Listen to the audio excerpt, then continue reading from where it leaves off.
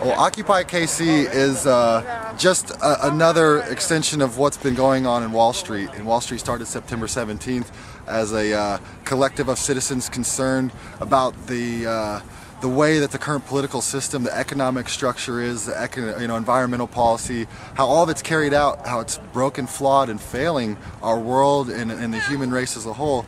You know, they just came together and were like, we're not just going to come and protest. We're gonna stay here and stay here with demands till they're met, and the demands are peaceful. The thing I want to hammer down is that we are the 99%. We are the community, and this isn't a protest against an idea or a. It is or is not. Is not. It is not a protest against an idea or a political party. It is a protest and a redress of grievances of the system that is failing the nation, the human race, and an environment.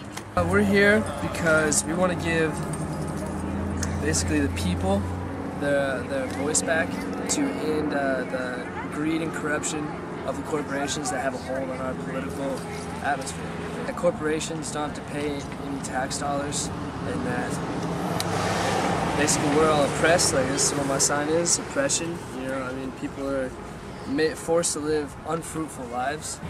I'm here because, again, I think that like the majority of our society is lacking in passion, and in that regard, I hope to change it by spending my time in this particular moment protesting. When you say lacking in passion, what should society be doing that they're not doing? Okay, so society should be giving back more to the community, not just on a corporate level, but as a whole to the entire society as far as charitable things, as opposed to the major corporations just getting bigger and bigger.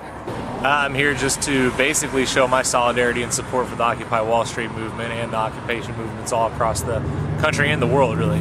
So what's being occupied during these things? Well, nothing's being occupied right now except for public spaces. But what's the purpose? What's the goal? Well, the purpose is to show our dissatisfaction for the way that our country is run. And what things in particular on what could be changed? Well, we could talk for hours about that, but you know, most specifically, I think what the consensus here is that we're sick and tired of corporate greed and excessive wealth. There's no reason in this world, I don't care who you are, I don't know how you can morally argue against the fact that somebody could have sheepskin leather seats in their cars while children starve on this planet on a daily basis. That's what this is all about at the heart. And so why are you here? Because our country's in ruin. We're falling apart. So what could be done to stop that? Well, Thomas Jefferson, he warned us about this stuff. And this stuff is? The banking institutions. And they've taken over our government through lobbyists. And corporations. And they're stealing our future. They're stealing the future of our children. They're stealing the future of my grandchildren. And something's got to stop. Are there specific actions you think should be taken? I think we should get rid of fiat money. I think that the Federal Reserve needs to be dissolved. It actually was not constitutionally passed. It did not have the right number of votes to ever be in existence. It's my very first time ever protesting anything. And so what motivated you to get out here then? Because I was watching the people on Wall Street, and I realized that they were doing that for me. And I had to go out and do it for the rest of this country, and maybe we'll all join together in unity and accomplish something positive in our country. You want to say anything about the 99% there? We are the 99%. The top 1% is what owns this country, what owns our government, and is what is destroying it through greed. The checks and balances were in place, but slowly over time they were eroded and removed to the point where they just don't even pay attention to the Constitution anymore. I'm here in the hopes that our protest will be powerful enough to get us free housing, free health care, free education, and make our nation a better place for all of us to live. How can that be free? Who pays for it ultimately then? Well, we pay for all, but then the top 1%, they just sit back and relax. watch us as we fall. Are there specific things you want to see done then? Things I want to see today are people coming together and helping us do this even more and have this like Wall Street. And then tell me about your sign. My sign, this all happened in 2008. Our home was foreclosed. We started camping so we could have a place to stay. You did that while you were in school? Yes. I was really sick and I actually had to stay out of school because I was so sick. My school wouldn't send a tutor because it was too expensive for them. And so I missed almost all of my 6th grade year because of it. You know, we're Occupy Kansas City. The sign I'm making right now is we are the 99%. You know, we are the people that are being exploited in this country. Occupy Kansas City it's a community effort for people to get together and educate each other.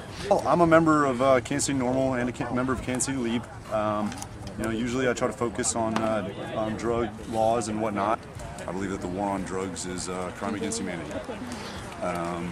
What is it? We're out here basically because this building right here next to us represents an institution of slavery, in my opinion. This fiat money system that we're on forces our, you know, we're basically sucked into this through our own inefficiency and insufficiency. And then through our insufficiency, we're forced to exploit the rest of the world to come up with what we can't make here. I would like to see the United States financial system be put back in the hands of the people as opposed to private banks, a privately owned banking system. And so is that more like checks and balances on the Federal Reserve? I mean, how would that work? Not really checks and balances. I'm more with Ron Paul. I'd like to replace the Federal Reserve and the IRS with nothing.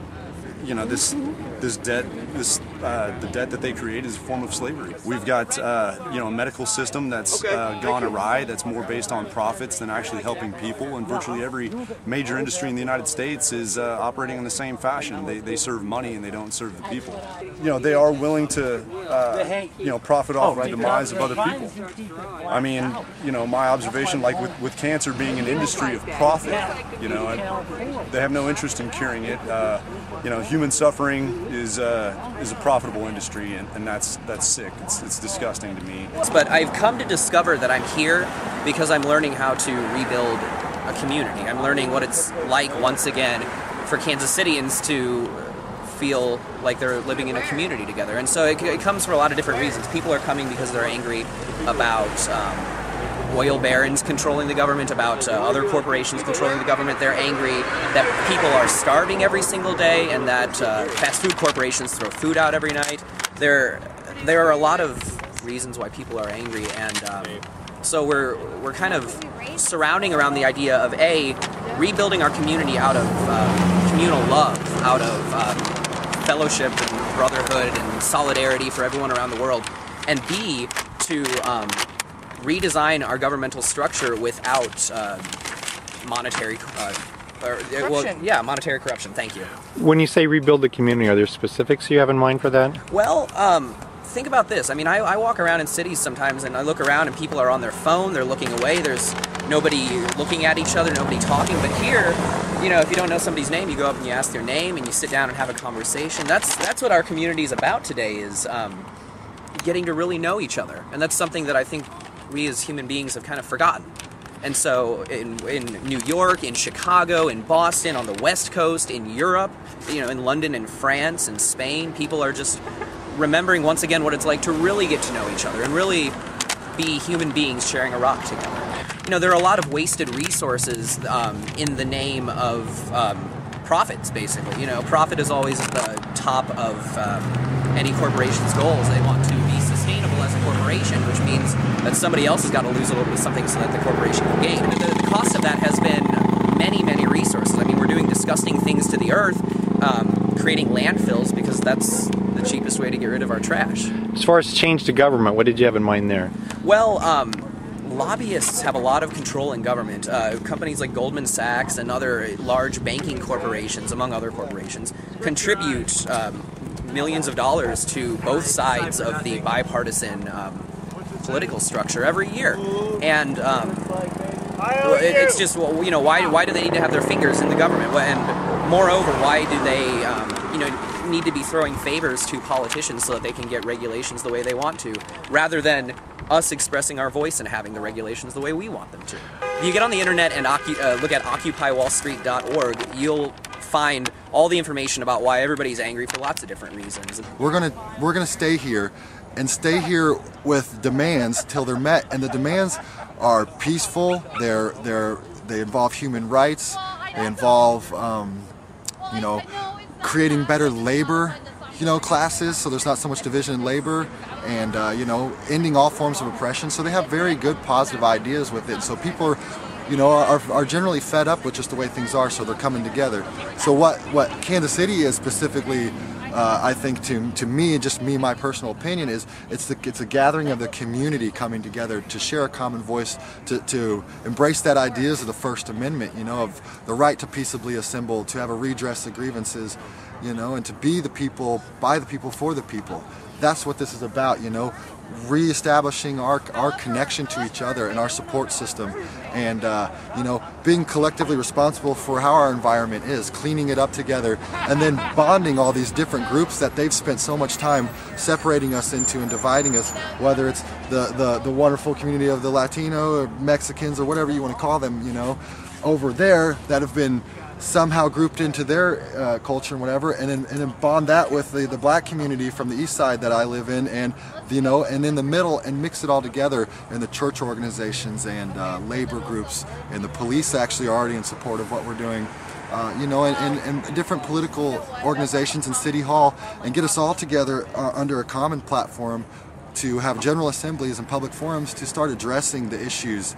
You know, instead of, if you just protest the Fed, you're going to lose 99% of the people that don't understand how the Fed works. If you just protest Wall Street, you're going to lose the people that don't understand how Wall Street is, you know, and so you start dividing people by protesting singular issues. But if you bring people together who understand how a whole entire system is flawed, then it becomes, you know, rebellions and revolutions, you know, it becomes actual reformings of societies, you know, and that's what I think this is people really want a world and a community they live in that embraces the ideas of equality, of fairness, of love and compassion, and a respect for Mother Nature as a whole, and not using it as a commodity that's just going to be there for us endlessly. So you see this as an ongoing dialogue even after however long this lasts then? Mm-hmm, absolutely. I just see it as like the stepping stones of, you know, forming a more perfect union again, you know, because we have the essence of what is right as a people and how to exist, and America embraces that ideals, and it's laid in our framework of our country,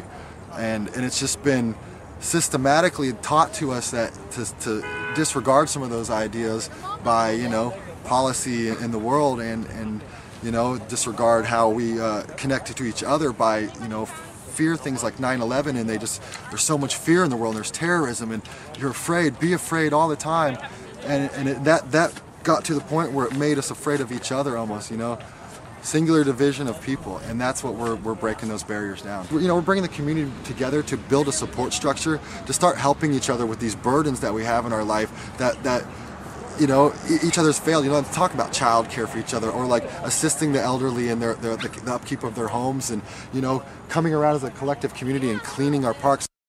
This is Earl Glenn reporting for Kansas Watchdog.